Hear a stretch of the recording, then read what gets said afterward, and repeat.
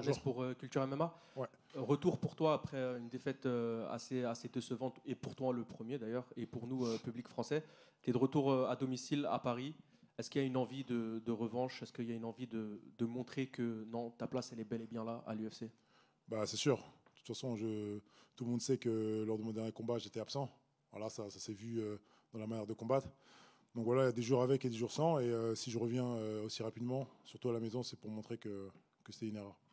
Est-ce que tu pourrais justement, pour revenir un petit peu à ton dernier combat, nous expliquer qu'est-ce qui n'a pas fonctionné? Est-ce que c'était vraiment mentalement? Est-ce qu'il y avait peut-être un pépin physique? Non, Et quels sont les ajustements qui ont été faits? c'était juste mental. Après, voilà, ça reste confidentiel. Voilà, il s'est passé des choses en amont du combat. Voilà, je ne suis pas là pour me justifier parce que je sais que ça ne sert à rien. On juge essentiellement sur le combat, sur les 15 minutes de combat. Donc voilà, c'est une défaite. Moi, je le prends bien. Et puis, ça fait partie du jeu dans tous les cas. Hein. Et voilà, on est là samedi. Tu es plutôt assez actif en général dans ta carrière. Est-ce que tu aimerais enchaîner rapidement après ce combat-là? Pourquoi pas d'ici la fin d'année, ou tu es plutôt tranquille là-dessus? Écoute, il n'existe pas de combat facile. Je ne sais même pas comment je vais sortir, dans quel état je sortirai samedi. J'ai perdu mon dernier combat. Je suis concentré sur le prochain combat. Et puis ensuite, on verra. Merci. Yes. Oumar, juste ici. Ouais. Lors d'une interview, tu avais expliqué que tu étais dans ta bulle, que tu ne laissais pas forcément l'UFC Paris, enfin le public de l'UFC Paris te galvaniser ou t'affecter autrement. Maintenant que tu as combattu à l'extérieur en Europe et également aux États-Unis et une fois à Paris, est-ce que finalement tu admets qu'il y a quand même une différence dans l'atmosphère ressentie par les combattants à l'UFC Paris? Bah, en fait, pour moi, je pars dans l'optique une cage, ça reste une cage. Maintenant, effectivement, le fait d'être à la maison, là, je dors chez moi, donc voilà, c'est bien.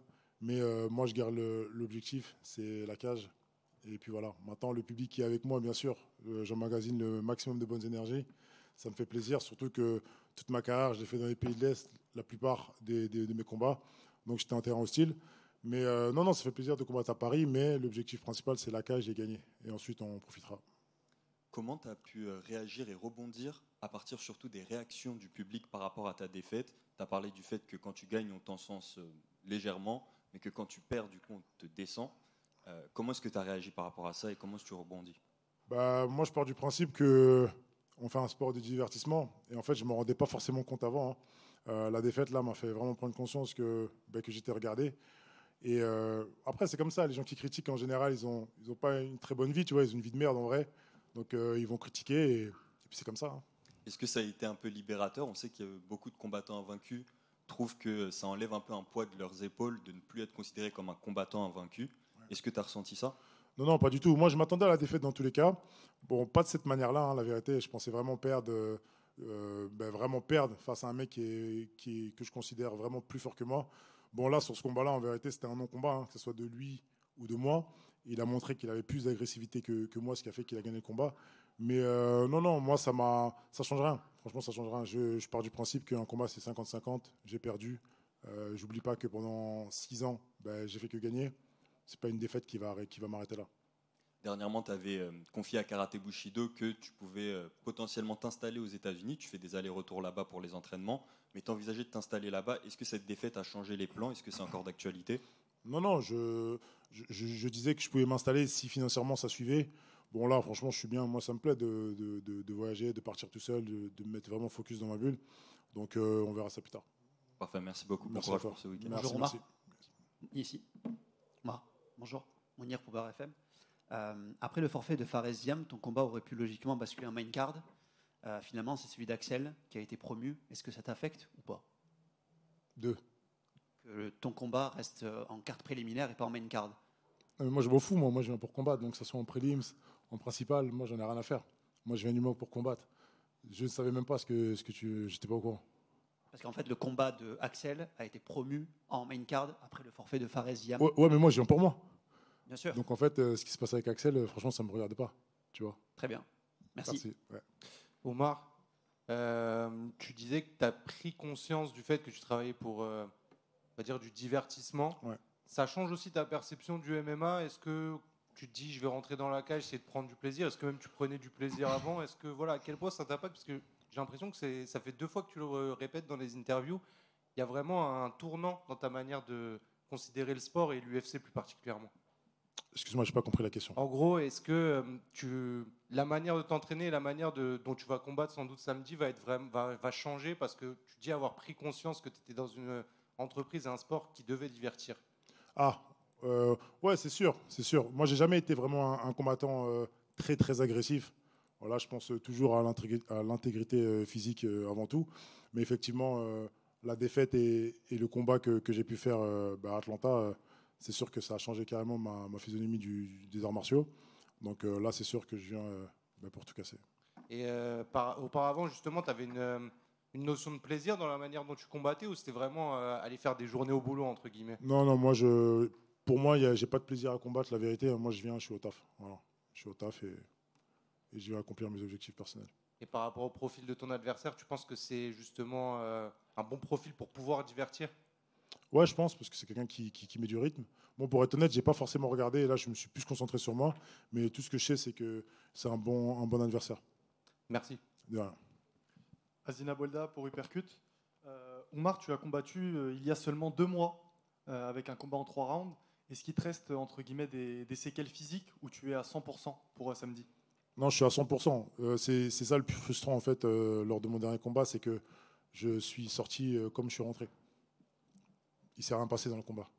Donc, c'est pour ça que je suis vraiment frustré.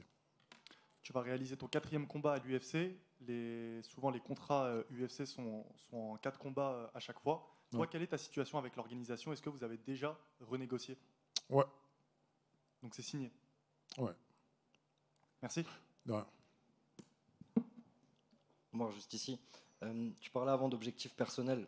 Malgré tout ce qui s'est passé médiatiquement et aussi la réalité que tu as rattrapée par rapport au public et comment ils visualisent les combats, est-ce que tu peux nous parler justement de tes objectifs personnels? Tu parles de journée au travail. Est-ce que la finalité de ce taf, c'est toujours le plus haut possible dans la catégorie, la ceinture, etc. Tu prends combat par combat pour prendre l'argent ou est-ce que tu as vraiment une ambition sportive personnelle à l'intérieur? Je prends combat après combat. C'est sûr qu'on est là pour gagner notre vie, hein. Donc, bien sûr qu'il y a un peu d'argent là-dedans. Mais moi, l'histoire de ceinture, honnêtement, ça me paraît tellement loin. C'est comme quand je commençais ma carrière. L'UFC, ça me paraissait tellement loin. Bon, aujourd'hui, j'y suis, tant mieux. J'espère y rester et je compte y rester. Mais là, franchement, vu la dernière prestation, parler de ceinture, c'est vraiment pas le moment, tu vois. Donc, je viens pour gagner samedi et voilà. Justement, parlons de samedi. Est-ce que tu as une idée précise de comment tu vois le fight se dérouler? Si tu devais nous faire un pronostic sur le scénario idéal, ce serait quoi pour toi? Le scénario idéal, c'est être agressif. Voilà, beaucoup de mauvaises intentions. Merci beaucoup. Tu veux combattre vite après si ça se passe bien? Je suis là pour ça, tu vois. Moi, mon but, c'est d'être actif. Revenir tous les 6 mois, c'est pas quelque chose qui m'intéresse. Si je peux être là tous les 4 mois, c'est idéal. Merci. Ouais. Moussa, Boxmag, tu as pu le dire qu'il y avait un switch qui s'est fait dans ta manière d'approcher le combat et même dans ta façon de combattre, qu'on n'a pas encore vu. Mais on a l'impression que tu nous annonces un Oumar très agressif dans le futur combat qui va arriver samedi. Est-ce que c'est le cas?